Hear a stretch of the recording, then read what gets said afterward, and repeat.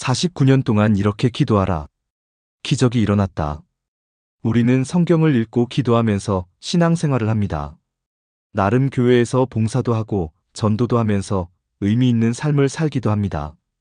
때론 죄에 넘어지기도 하고 경제적 어려움으로 고생하기도 하고 자녀나 가족의 건강의 문제로 고통을 받기도 합니다. 신앙생활이 제자리 걸음하는 것 같기도 하고 뭔가 특별한 은혜도 없는 것처럼 느끼기도 합니다. 이런 분들을 위해 놀라운 은혜의 비법이 있습니다. 세계 최대 교회를 이룬 조용기 목사님의 간증에서 그 답을 찾을 수 있습니다.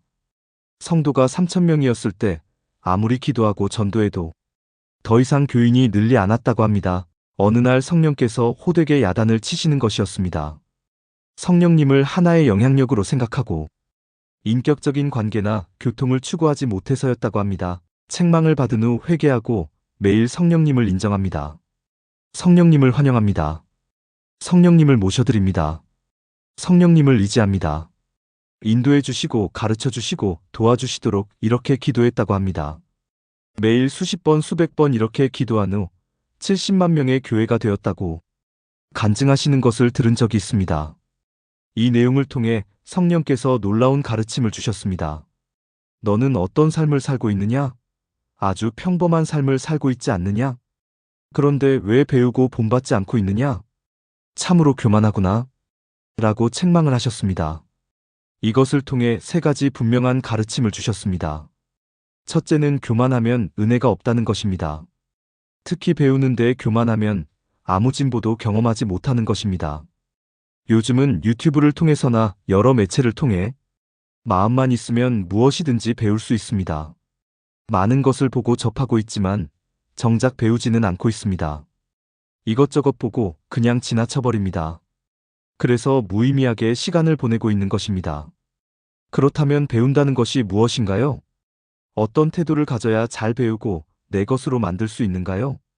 태어나서 갓난아이들은 부모의 말이나 행동을 보고 배웁니다. 두드러진 특징은 그대로 따라하는 것입니다. 가장 잘 배우는 비결은 그대로 따라하는 것입니다. 모방은 창조의 어머니다. 라는 말이 있습니다. 먼저 모방을 잘해야 그 다음 단계인 창의성이 나온다는 말입니다. 머리로만 배우는 것은 오래가지 못합니다. 몸으로 배워야 체질이 바뀌어서 저절로 나옵니다. 세계적으로 뛰어나 축구 선수들은 수천 번 수만 번 공을 터치합니다. 하도 많이 공을 차고 터치해서 나중에는 공과 자신의 몸이 하나가 된 느낌이라고 합니다. 한 가지를 배우려면 수없이 반복해서 습관적으로 나올 때까지 하는 것입니다. 성경에서는 순종을 강조한다. 어려서 불순종하는 것도 습관이라고 합니다. 한 번의 불순종에서 그 사람이 잘못되는 것이 아니라 어려서 불순종하는 것이 습관이 되어서 나중에 커서 불순종이 자연스럽게 나타나는 것입니다.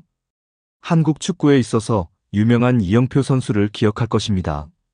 국가대표가 되기 전에 자신이 어느 경지에 오르는데 결정적인 역할을 한 것이 줄넘기 2단 뛰기라고 했습니다. 수백 개 수천 개를 하루에 할 정도의 훈련을 했다고 합니다. 그 이후에 어떤 공도 자신이 차지할 수 있는 자신감이 생기고 다른 선수에게 빼앗기지 않을 것 같다는 느낌이 왔다는 것입니다. 지치지 않는 체력도 거기서 나왔다고 합니다. 수많은 축구 선수들이 있습니다. 하지만 이영표처럼 하는 선수는 누가 있을까요? 알고는 있지만 매일 꾸준히 하는 사람이 있을까요? 드리블 연습도 중요하고 슈팅 연습도 중요하고 여러 전술도 익혀야 합니다. 하지만 최고의 경지에 오른 선수를 그대로 따라하는 선수는 많지 않을 것입니다. 겸손히 배우면 은혜가 많은 것입니다. 나도 그 수준에 오르게 되고 그 혜택을 누리게 되는 것입니다. 교만해서 배우지 못하면 아무 은혜가 없는 것입니다. 잠언 16장 18절에는 이렇게 말합니다. 교만은 패망의 선봉이요 거만한 마음은 넘어짐의 앞잡이니라. 많은 사람들이 장사를 시작하다가 망합니다. 하지만 장사를 성공적으로 하는 분들도 많이 있습니다. 그 갈림길은 자기식으로 하느냐입니다. 주변에 성공하는 분들을 벤치마킹해서 하면 반드시 성공하게 되어 있습니다. 물론 실패를 통해서도 배웁니다. 그런데 실패 없이 배울 수도 있습니다. 그 비결이 배우는 데 있습니다. 예수님도 이렇게 말씀하고 계십니다. 마태복음 11장 28절 29절에서 수고하고 무거운 짐진 자들아 다 내게로 오라. 내가 너희를 쉬게 하리라. 나는 마음이 온유하고 겸손하니 나의 멍에를 메고 배우라. 그리하면 너희 마음이 쉼을 얻으리니. 많은 사람들은 수고하고 무거운 짐을 지고 살아갑니다. 그런데 그것을 해결하는 방법을 모릅니다. 가장 좋은 방법은 예수님이 알고 계십니다. 왜냐하면 우리를 창조하신 분이기 때문입니다. 우리는 만드신 분이 우리를 가장 잘 알고 계십니다. 어느 고속도로를 달리는 자동차가 엔진에 이상이 있어서 멈춰 섰습니다. 지나가는 1급 정비사에게 도움을 요청했습니다. 하지만 그는 몇 시간 동안 아무것도 고치지 못했습니다. 그러던 중 어느 노신사가 지나가다가 물었습니다. 제가 도와드릴까요? 1급 정비사가 말하기를 제 실력으로도 아직 못 고치는데 당신이 뭘 하겠소? 이렇게 말하면서 계속 엔진을 이리저리 둘러보았습니다. 아무리 해도 안 되어서 마지못해 노신사에게 할 수 있으면 해보라고 했습니다. 그 노신사는 1분도 안 되어서 고쳤습니다. 그분이 바로 자동차를 만든 포드였습니다. 우리의 모든 문제와 필요를 아시고 우리를 창조하신 예수님을 통해 배우는 것이 가장 지혜로운 것입니다. 둘째는 배우는 데 값을 지불해야 하는 것입니다. 대충 배워서는 안 됩니다. 최선을 다해서 배워야 합니다. 조용기 목사님은 성령님을 인정합니다. 환영합니다. 모셔드립니다. 의지합니다. 이렇게 수십 번, 수백 번 고백하면서 성령님을 의지했다고 합니다. 그러면 우리는 수백 번, 수천 번 고백하고 간절히 의지해야 되지 않겠습니까? 꿈에서도 고백하고 잠꼬대를 할 정도로 고백해야 되지 않겠습니까?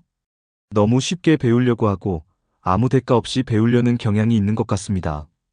예수님의 제자들은 자신의 모든 것을 버리고 예수님을 배우고 따랐습니다. 그래서 놀라운 사도가 된 것입니다.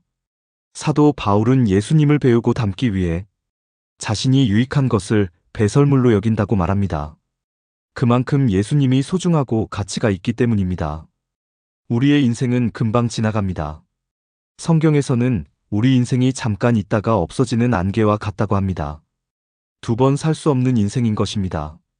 정말 중요한 것을 배운다면 값을 지불하고 배워야 합니다. 그래야 제대로 배우고 내 것이 되는 것입니다. 보통 성공에는 공식이 있습니다. 성공하는 사람들의 공통점을 모아보니까 한 가지가 분명했습니다. 그것은 미쳐야 성공한다는 것입니다. 행복하려면 감사하는 삶을 살고 성공하려면 미쳐야 한다. 라는 말은 사실입니다. 셋째는 배우는데 핵심을 파악하고 배워야 합니다. 이것저것 많은 것을 배울 수도 있습니다. 하지만 핵심을 알고 배워야 제대로 배우게 됩니다. 수학을 잘하는 사람은 기본 핵심을 파악하면 나머지는 그 핵심에서 나온 격가지에 불과한 것을 안다고 합니다.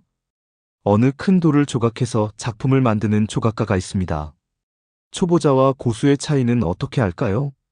초보자는 망치를 들고 이리저리 두드리고 깨뜨립니다. 하지만 고수는 바위의 결을 보고 관찰해서 결을 따라 조각한다고 합니다. 핵심과 맥을 잡고 일한다는 것입니다. 인생을 살아갈 때 많은 일을 하고 많은 사람들을 만나고 세월을 보냅니다. 하지만 이리저리 분주하게 살아간다고 다 잘 살아간다고 할 수 없습니다. 마태복음 6장 33절에서는 그런즉 너희는 먼저 그의 나라와 그의 의를 구하라. 그리하면 이 모든 것을 너희에게 더하시리라 라고 말씀하고 계십니다. 가치 있고 영원한 주님을 위해 살아가는 것이 중요합니다. 이것을 먼저 해야 하는 것입니다. 하나님은 삼위일체 하나님이십니다. 성부 하나님, 성자 예수님, 성령 하나님이 한 분이시지만 구약시대 때는 성부 하나님이 주로 역사하셨습니다. 그 다음에 성자 예수님이 오셔서 십자가에 죽으시고 부활하셔서 승천하셨습니다. 사도행전에서는 성령께서 강림하셔서 성령님의 시대를 여셨습니다. 성령님 안에 성부 하나님이 계시고 예수님이 계십니다. 지금은 성령님 시대입니다. 예수님이 재림하실 때까지 성령님이 주도하십니다. 우리가 죄를 깨닫게 되는 것도 성령님께서 깨닫게 해주셨습니다. 예수님의 십자가와 사랑을 깨닫게 해주신 분도 성령님이십니다. 하나님의 자녀라는 확신도 성령님께서 주십니다. 우리 스스로가 알 수가 없습니다. 예수님의 형상으로 닮아가는 것도 성령께서 도와주십니다. 은사도 열매도 성령님께서 주십니다. 고린도전서 3장 16절에서는 이렇게 말씀하고 계십니다. 너희는 너희가 하나님의 성전인 것과 하나님의 성령이 너희 안에 계시는 것을 알지 못하느냐? 얼마나 놀라운 말씀입니까?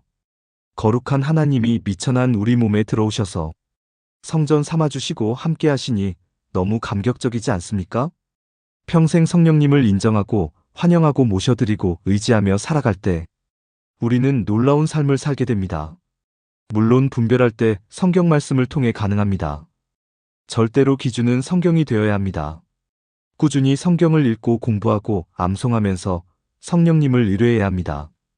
성령께서 성경 말씀을 생각나게 해주시고 깨닫게 해주시고 승리케 하십니다.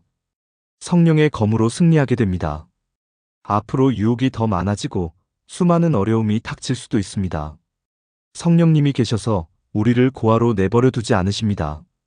우리를 도와주시고 인도하시고 보호하시고 은혜를 베푸십니다. 오 성령님 찬양하고 감사합니다.